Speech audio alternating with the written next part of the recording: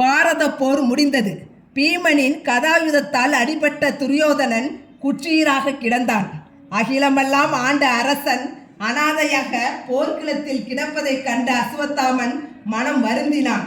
உன்னை அழித்தவர்களை இன்று இரவுக்குள் வேரோடு அழித்து அவர்கள் தலையை உன் காலடியில் காணிக்கையாக வைக்கின்றேன் என்று சபதம் செய்தான் அஸ்வத்தாமன். இதனை அறிந்த கண்ணன் பாசறையில் இருந்த பாண்டவர்களை வேறிடத்துக்கு அழைத்து சென்று விட்டான். பாண்டவர்களை கொல்ல பாசறைக்குள் புகுந்த அஸ்வத்தாமன் பாஞ்சாலியின் புதல்வர்களை பாண்டவர் என நினைத்து அவர்கள் தலையை அறுத்து விட்டான்.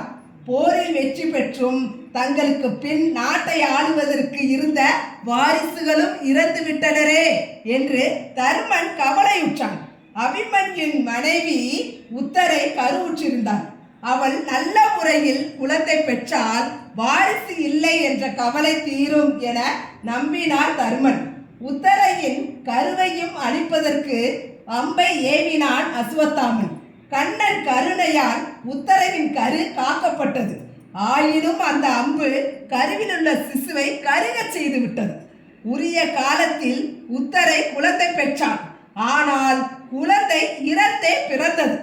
உத்தரையின் கருவு அழித்தது கண்டு பாண்டவர்கள் கதறி அழுதார்கள். குழந்தை உயிர் பெற்றுவிடும் என்று கண்ணன் ஆறுதல் கூறினான்.